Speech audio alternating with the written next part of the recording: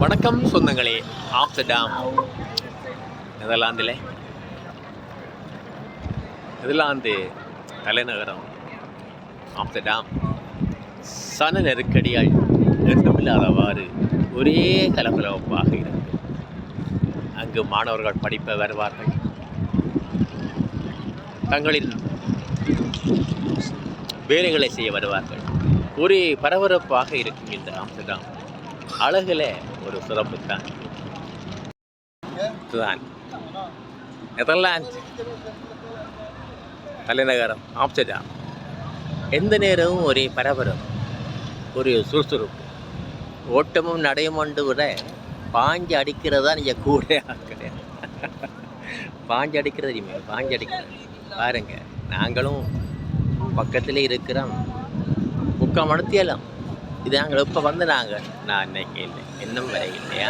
இது காட்சி பாருங்க, போது மக்கள் நடமாட்டம். இதை எப்படித்தான் சொல்கிறது எல்லாருக்கும் இது நெதர்லாந்தில் உள்ள கடல் வழியாக இந்த இயற்கையாகவே உருவாக்கிய அந்த என்ன சொல்கிறது அந்த பாதை, கடல் வழி பாதையாக உங்களை கொண்டு சேர்ப்பார்கள். உங்களுக்கான டிக்கெட் எல்லாம் பெற்று உங்களை போட்டிலேயே இந்த நெதர்லாந்தில் உள்ள குறிப்பிட்ட இடத்துல சுற்றி வந்து உங்களுக்கு காட்சி தருவார்கள்.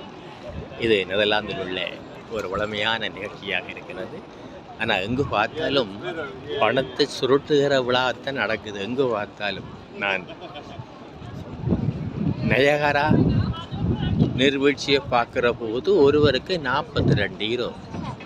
அதுதான் அமெரிக்கா இந்த கனடாவை இணைக்கிறதுக்கு படுற பாடு பார்த்தீங்களா.